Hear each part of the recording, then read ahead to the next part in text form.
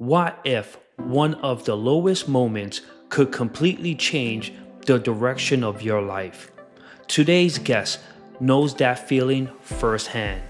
Steve Gamlin is an award winning speaker, author, and coach who has turned setbacks, loss, and real life challenges into powerful lessons that inspire others to move forward. From hitting rock bottom in debt and self doubt to becoming a speaker, comedian, and leader focused on kindness, gratitude, and purpose, Steve's journey is both real and relatable. His message is simple: no matter where you are in life, it's never too soon to start again and never too late to grow. Please join me in welcoming Steve Gamlin. Let's get into it. Hello, Steve, and thank you for joining the Influence Exchange. It's a pleasure to have you on the show today. How are you? I'm doing great, JV. Thank you so much for having me. I am definitely looking forward to our conversation. So thank you. Absolutely. It's a pleasure. Steve, there's a lot of inspiring topics that we could talk about today. Your story, your bio, who you are is inspirational to myself and for my audience. I can't wait for my audience to listen or watch this episode. So, Steve, there's a few things I would like to talk to you about today. Mhm. Discovering the love of your life, Tina. Yeah. So far, you published 4 books, 7 years of stand up comedy.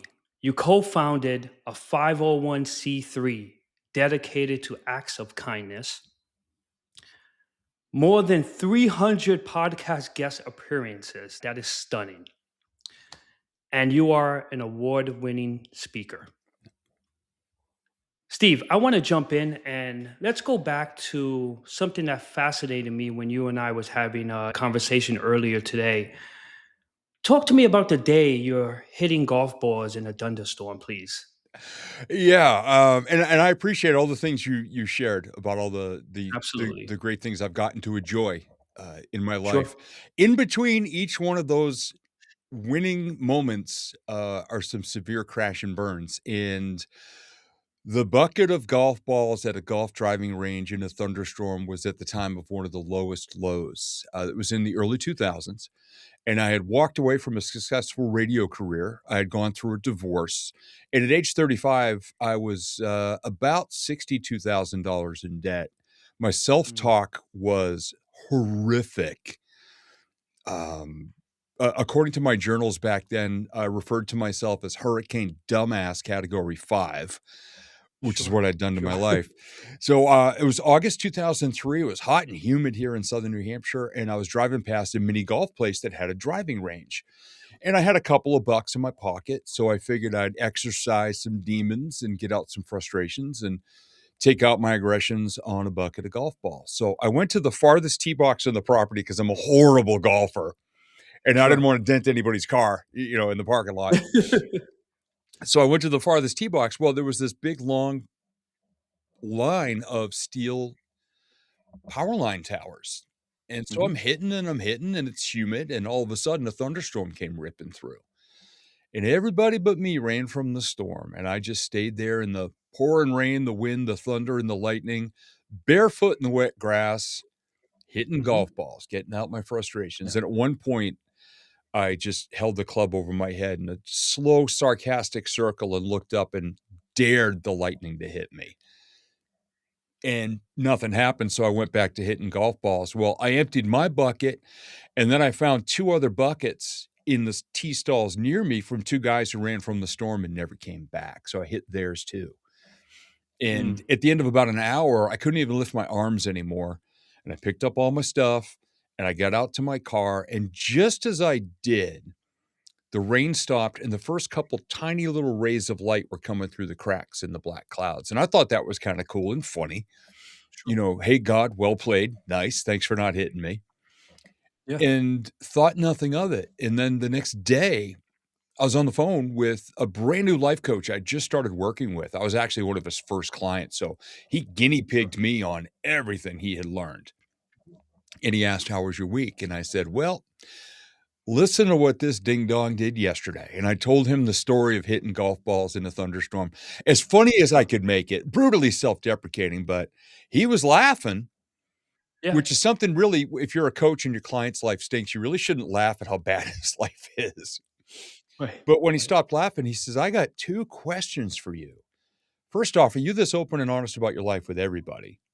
And I said, yeah, Yeah. self-deprecating, but sure, I like to make people laugh. And he said, yeah.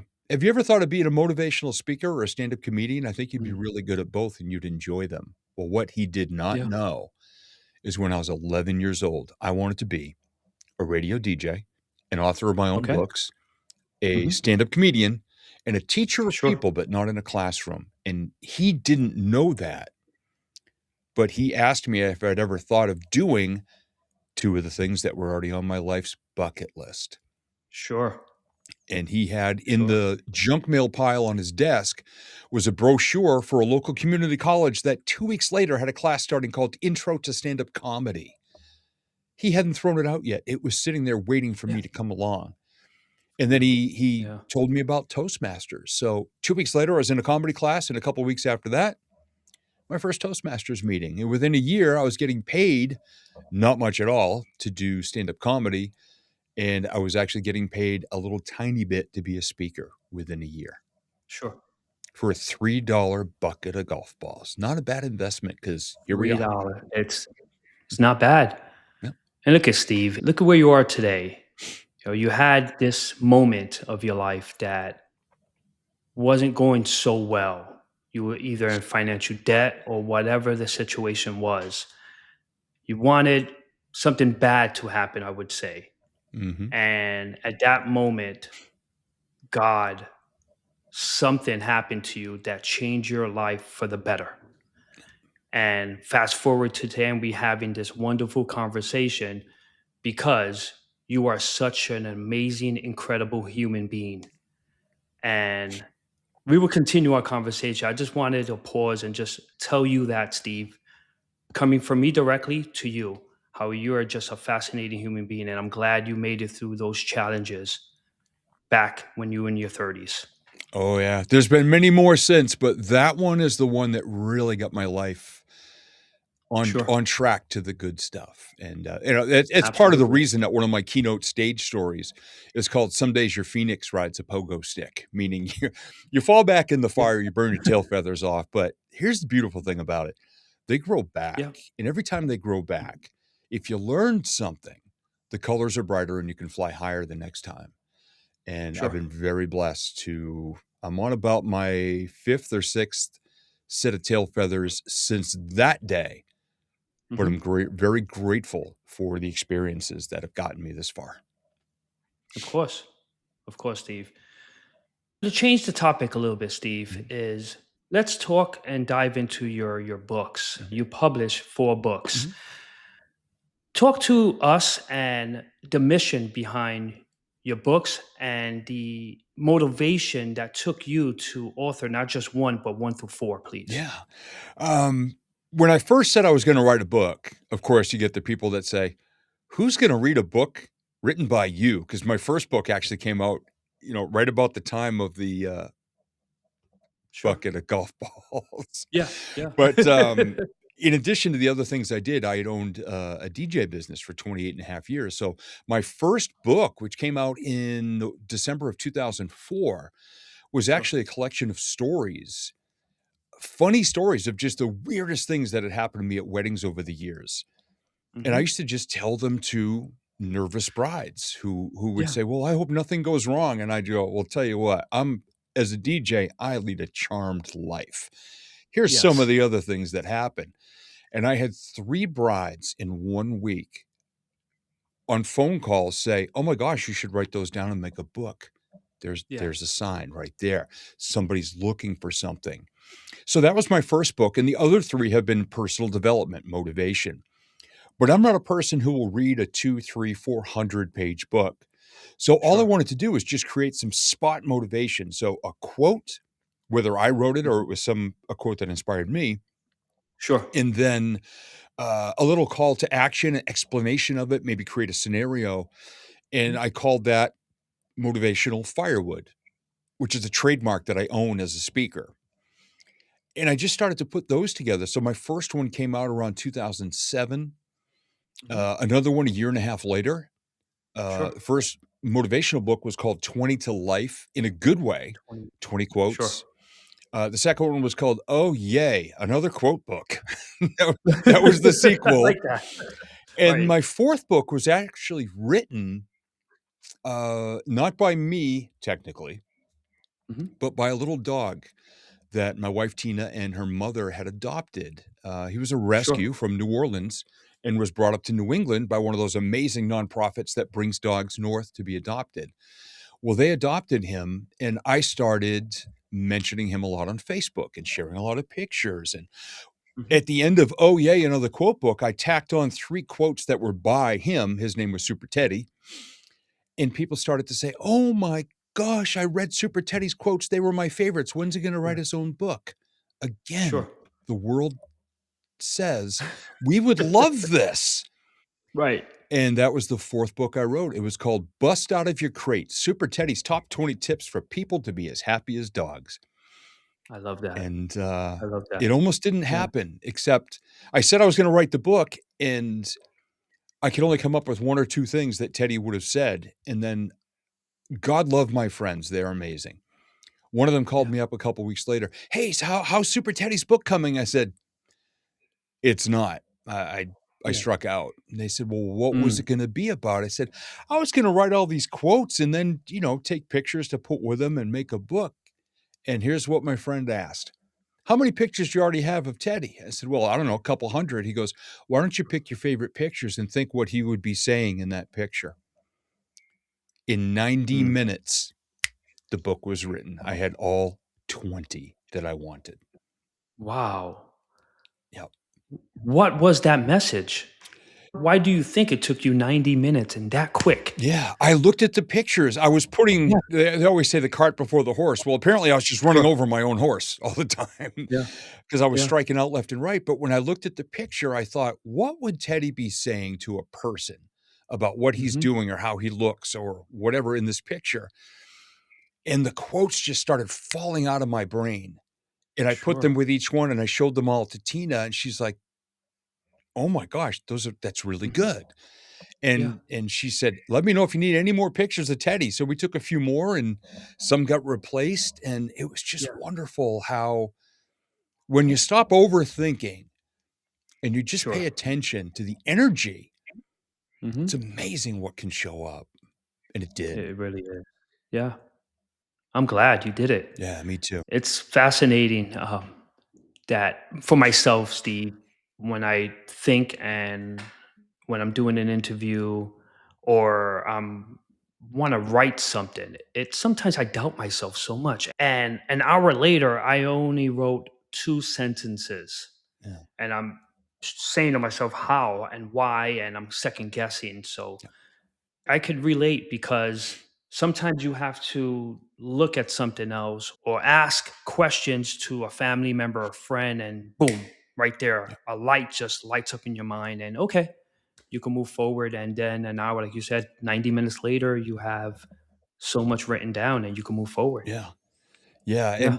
and the way I refer to it a lot of times, and I've had so many projects and ideas over the years that went absolutely nowhere, but the ones Sure. that did. And so many people use the word pivot. Well, pivot got so overused, especially during the pandemic. We all had to Mhm. pivot. Yeah. I've never really used that word. Here's how I describe it: you just bounce it off the wall a different way, and you change your view, and you kind of look, or you kind of lean a little bit to one side, and you take a look even over your shoulder. Sometimes you look at something differently. And all of a Sure. sudden, it makes sense, and it gets you excited about it again. I mean, it was literally that book was dead in the water, in a Yeah. conversation with a friend that probably lasted maybe 5 minutes, I Sure. looked at it a different way, had a different perspective, bounced it off the wall a different way, and it literally wrote itself. Yeah. That's awesome. Yep. Something I want to bring out, and if you're watching on YouTube, you can see what I'm about to say. That message right behind you, Steve, that says inspire. Yeah. What is that about? My Tina, who I got to be in love with for 17 and a half years, Sure. um, when we first fell in love in 2007, my speaking company was called Inspired by Steve.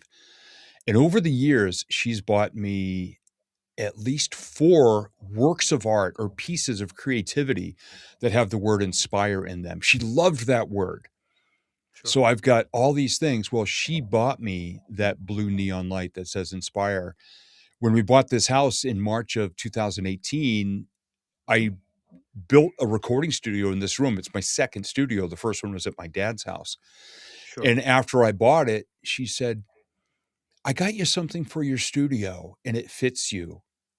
And I Mm. said, "Okay." And I had no idea what she had. And I opened up the box and there was the blue neon light that said inspire. She'd had it custom made for me.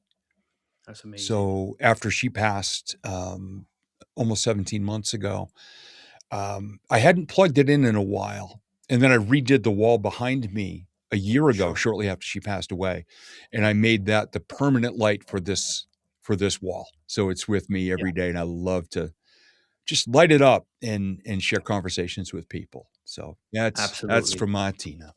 It's Yes. blue just like her eyes. I love it. And Tina's with us today, and Yep. your background looks amazing. Thank you. Now that we're in the topic of your lovely Tina, Yeah.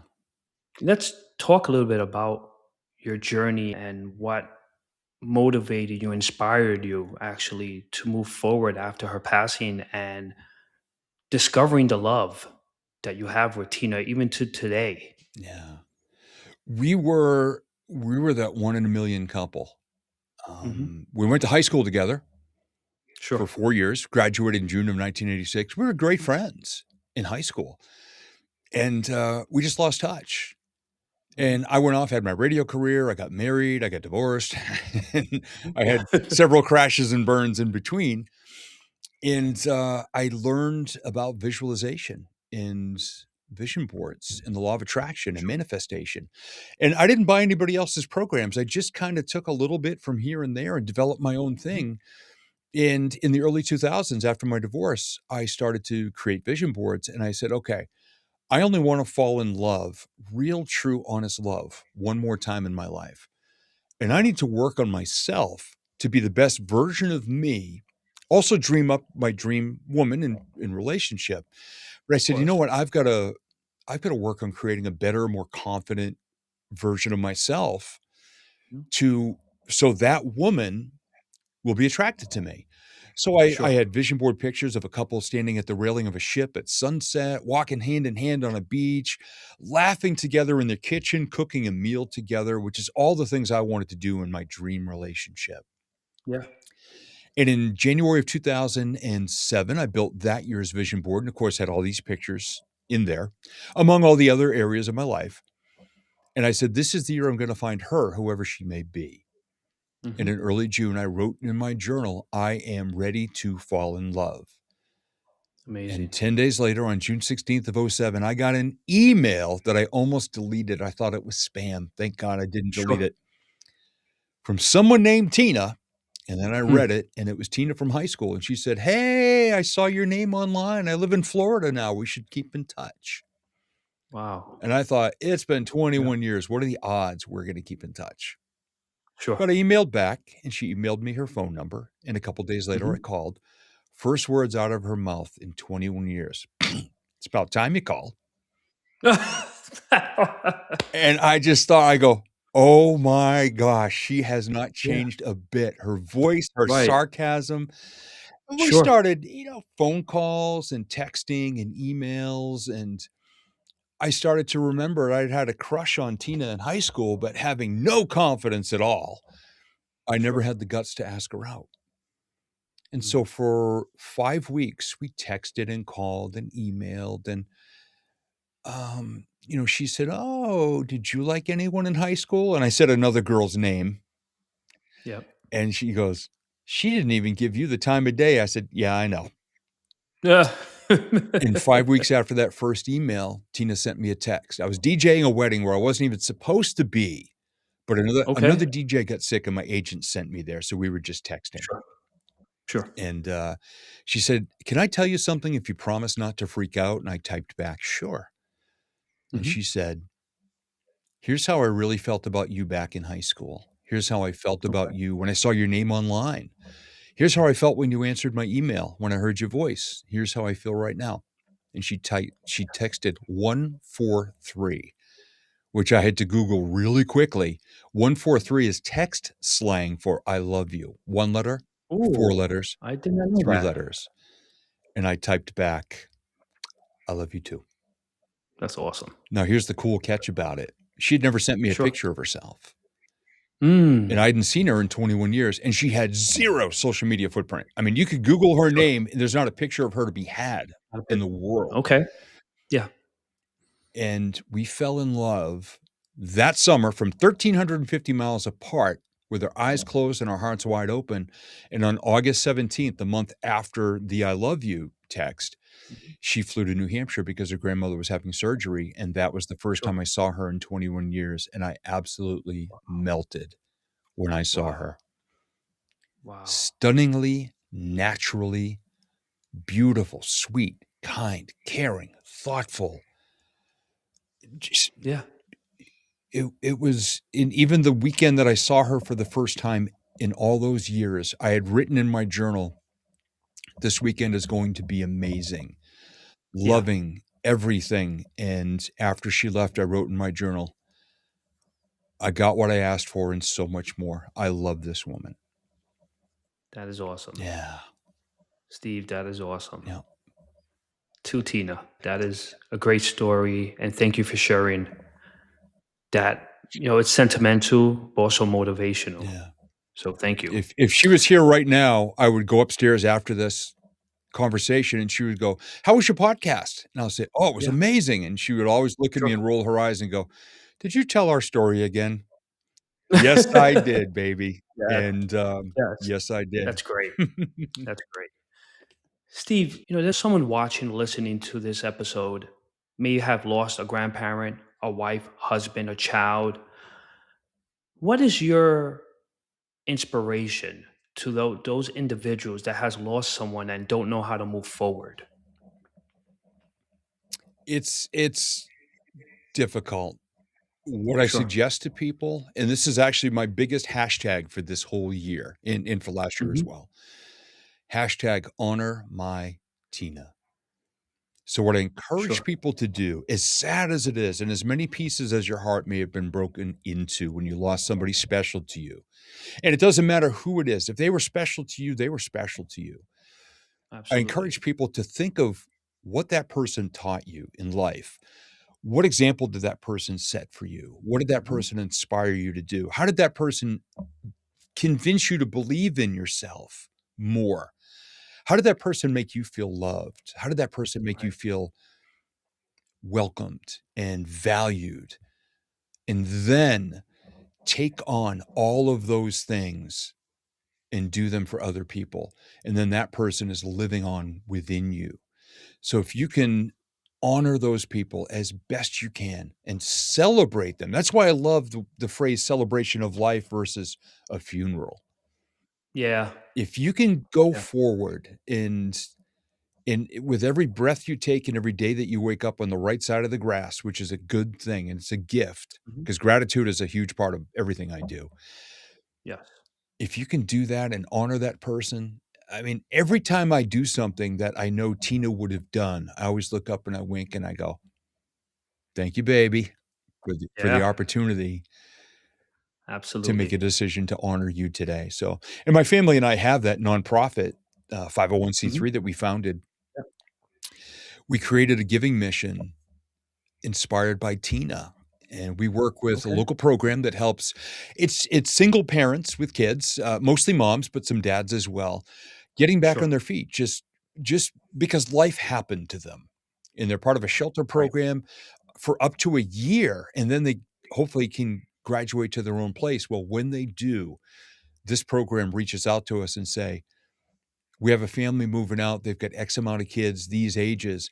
We put together this thing called Tina's Buckets of Love, which is Sure. a laundry basket, a kitchen trash Mhm. can, and a mop bucket, all overflowing with every household item, cleaning supply that they could possibly need for their new home because they have nothing. That is awesome. And we just my mom and my stepmom, known as the Beach Bum Moms, because it's Beach Bum Yeah. Philanthropy is our 501(c)(3), they are famous. Anytime anyone sees the Beach Bum Moms coming, they know either it was Yeah. baked with love or bought with Sure. love. Sure. We've been able to help 15 our 15th family, actually, I think next week is moving into their apartment, and they'll deliver Tina's buckets of love, so That is great, Steve.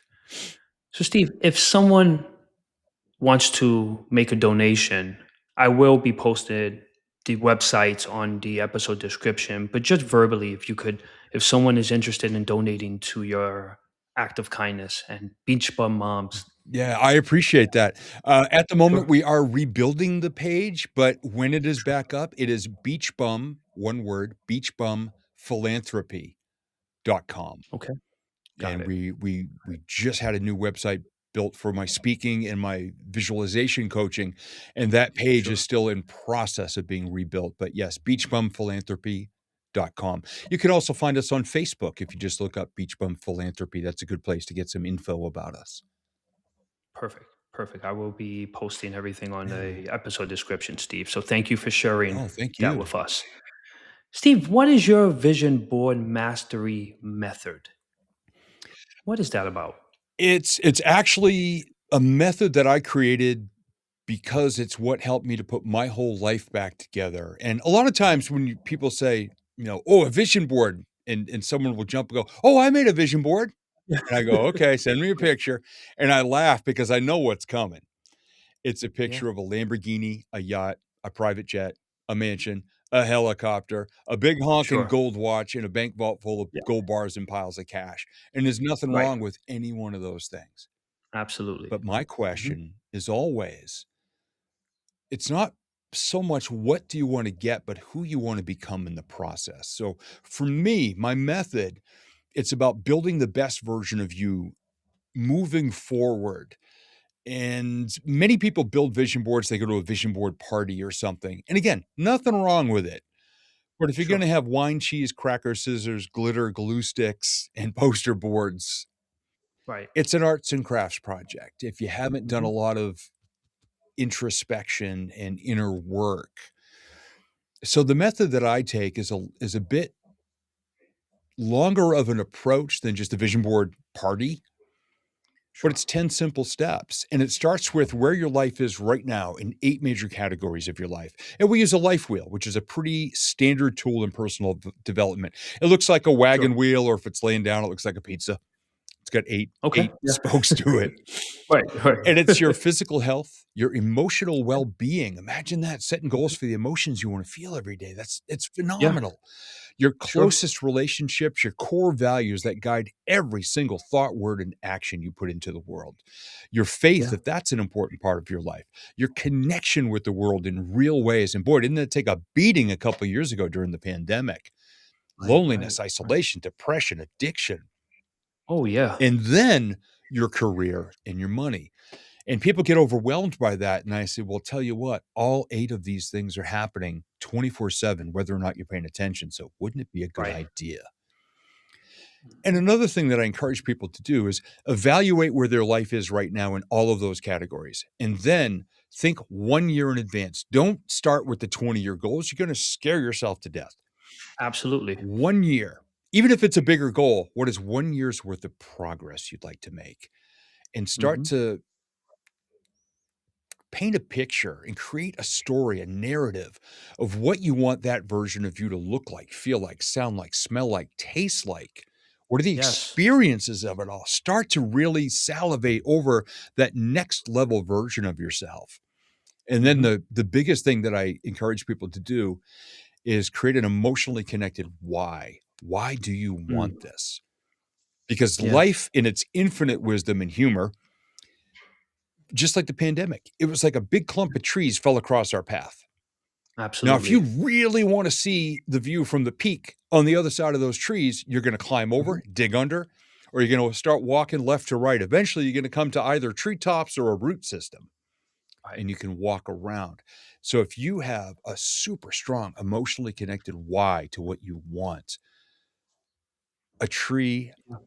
is not gonna stop you. A pebble in the Yeah. road is not gonna stop you. The wind blowing a certain way stops some people if you Sure. have your why.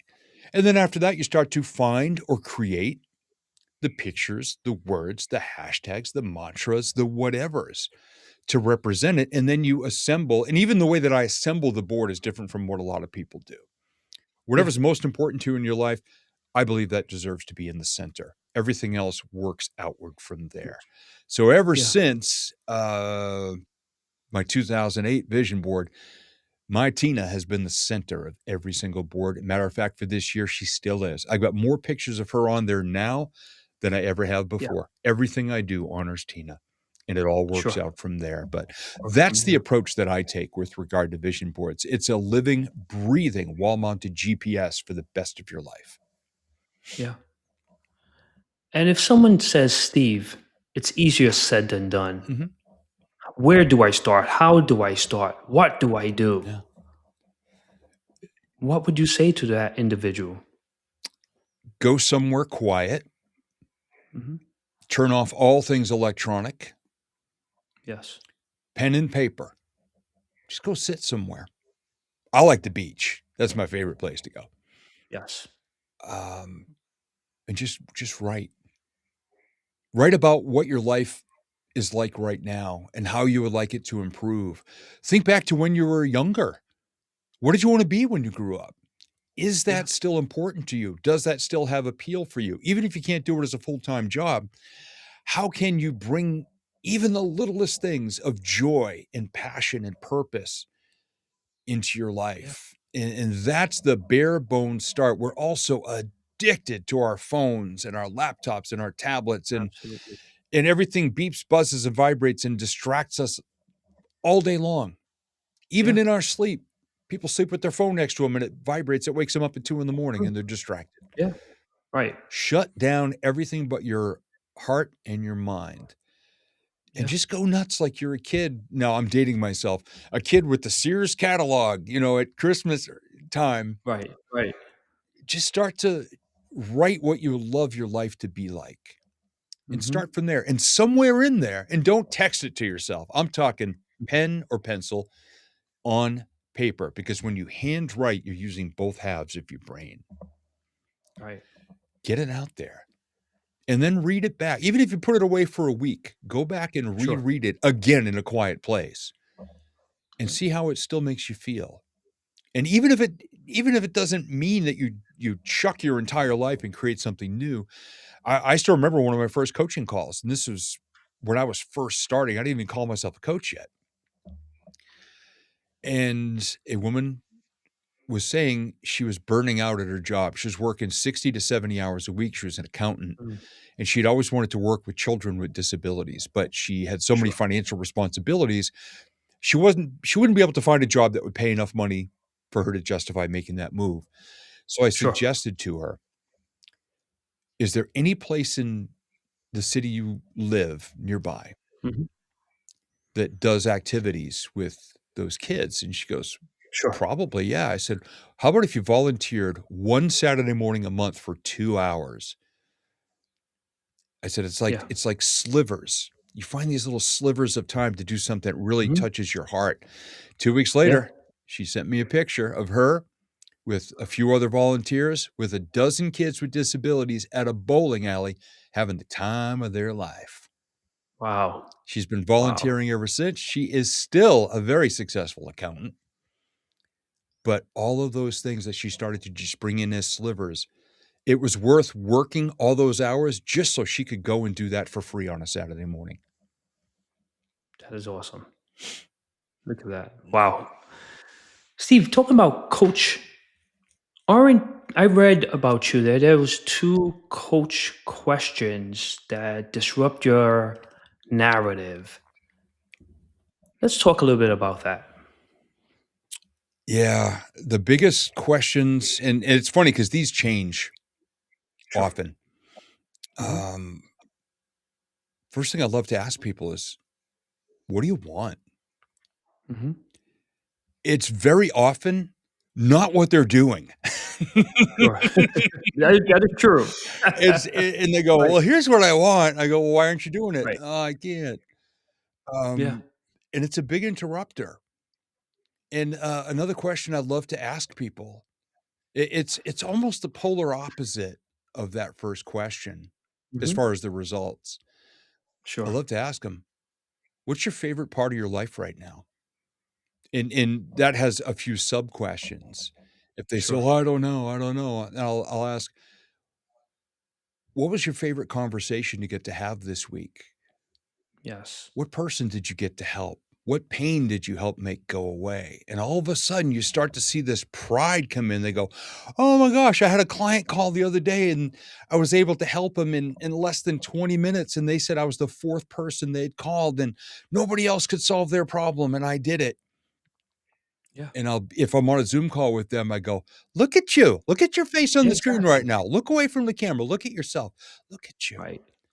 You're jolly, So yeah. it's Yeah, it's you're it's happy. what do you really want and what's Mhm. working well right now, and you know what that is? That's a toehold. That's a Yes. brick in the foundation. Now, I'm a big fan of old classic comedy stuff. If you remember, it's from 1974. I got a couple of years on you. The movie Blazing Saddles. Okay. It's a comedy/western, slash western.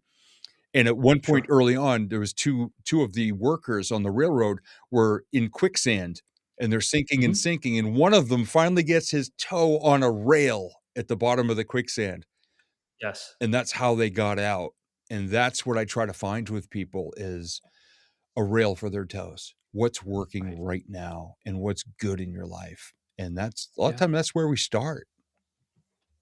Yeah. My podcast, I released a few episodes talking about a challenge or a 48-hour challenge to challenge yourself. Yeah, And at times I speak to the audience and it's something to motivate themselves to do better, inspire themselves to do something positive in their lives, especially if they're going through something, right? And you said it perfectly. Isolate yourself in a way, yeah, take a piece of paper, a pen, pencil, and write something down. And then one up it, let's say, challenge yourself, motivate yourself no matter what's happening in your life. Challenge, even if it's 24 to 48 hours, 2 days, and see the outcome. And then write down the outcome after the 24 hours. And then try it for a week. Write down the results. Then try it for 3 weeks, and so on and so forth. And then in a blink of an eye, Steve, it's a year later, and your life has changed for the yeah, better. yeah, Yeah. absolutely. I had a friend, a fellow speaker, who Sure. challenged me to something very similar to that. Mhm. And this year is my 15th year of my gratitude journal. And Wow. and it's evolved over the years, but what it's been for most of that time is I write down the date and I write the words "good stuff," and I write Yeah. 1, 2, 3, and in less Mhm. than a line each, because some people say, "Oh, I don't have time for this."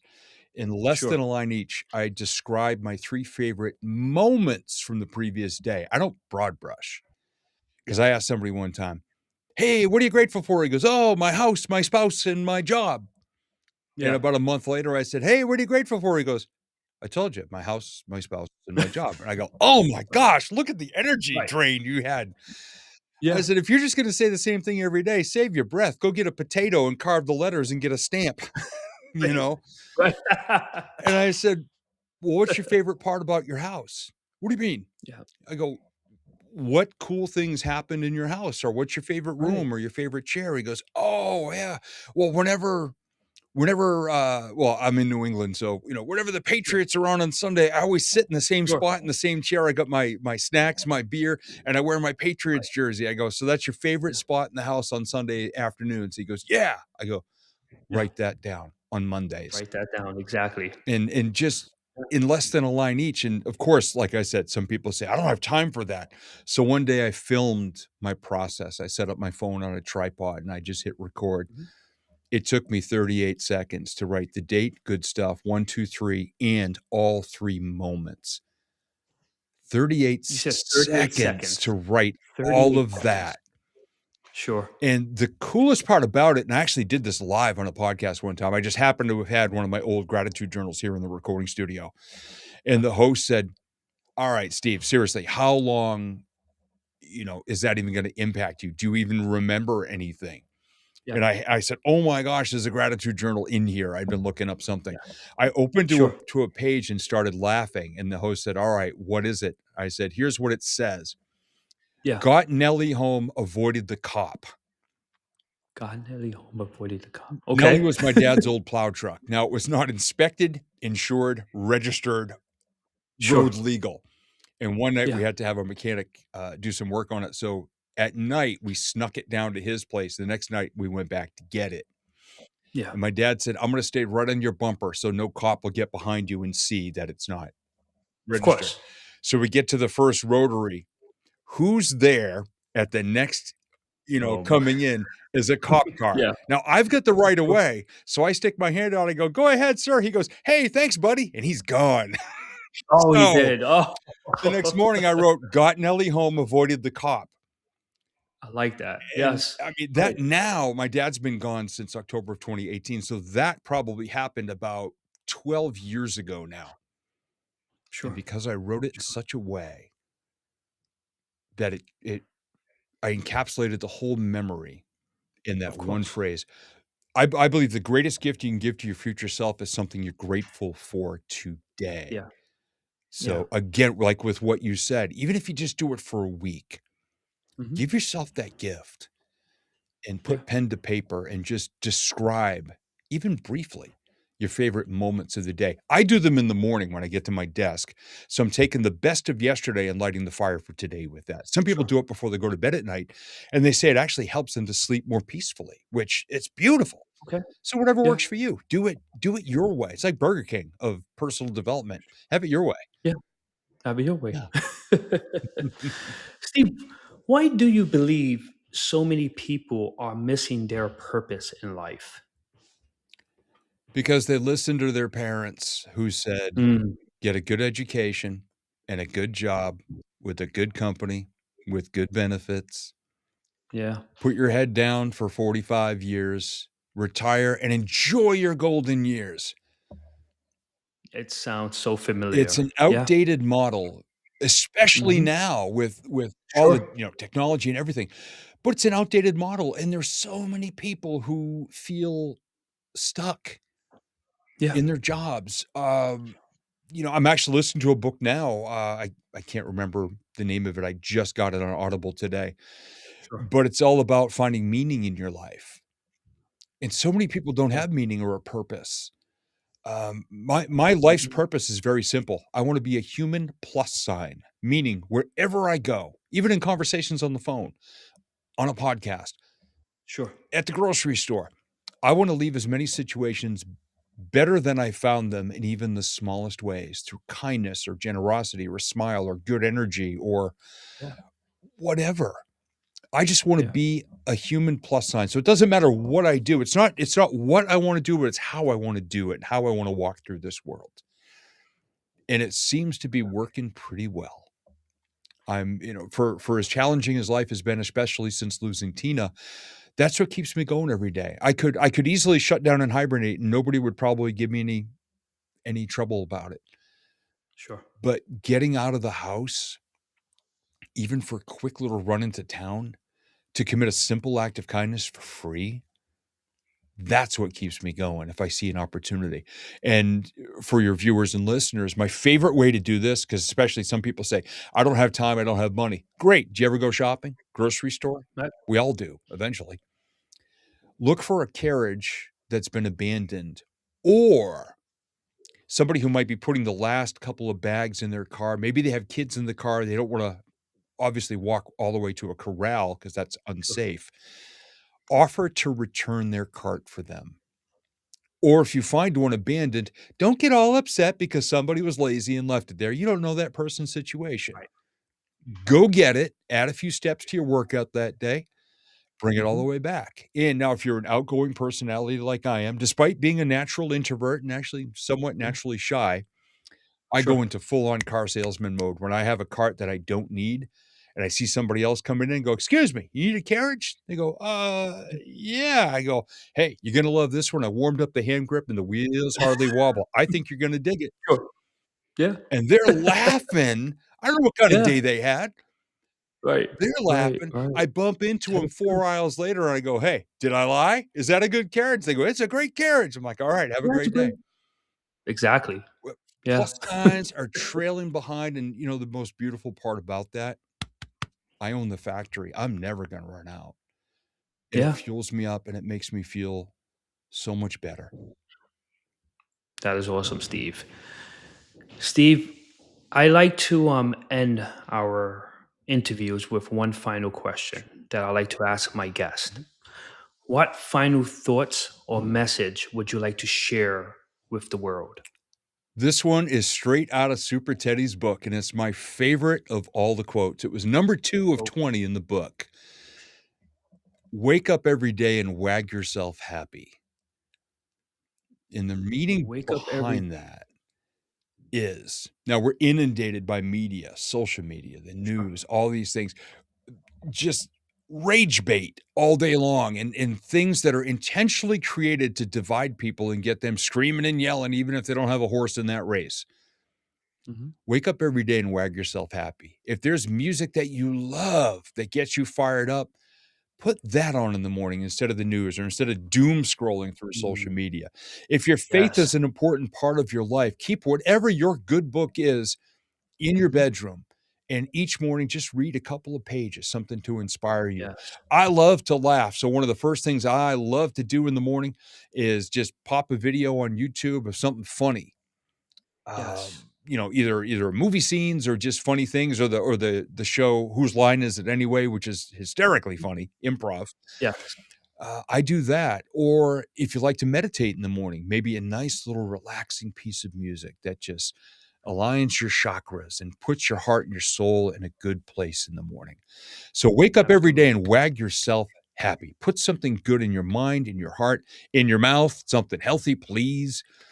Because, I'm pushing 60 and I look back at some of my dietary choices in my 20s and 30s when it would all burn off and I could get away with it. Mhm. I encourage people, wake up every day, wag yourself happy. Start with some good stuff because the world's going to try to tear you down anyway. Look at that person in your mirror in the morning. Speak nicely to that person and then put something good in your ears, in your eyes, in your heart, your soul, and in your stomach. Steve, I love that. Thank you. Thank you for sharing that. Well, Steve, my friend, it's been a pleasure. Thank Thank you again. I truly appreciate it, and I can't wait to have another conversation with you. Enjoy the rest of your you day. too. Thank you very much. Thank you. Before I go, I just want to say thank you. Thank you for pressing play. Thank you for listening. Thank you for watching on YouTube. I truly appreciate you taking the time to be here with me. And if you're watching this on YouTube, make sure to hit the subscribe button. And if you're listening on Spotify, Apple Podcasts, or any other platform, follow the podcast so you don't miss out on the next episode. Because we're going to keep having real honest conversations like this. And remember, your influence grows every time you choose courage over comfort. I'm JV. Stay curious, stay consistent, and keep influencing others.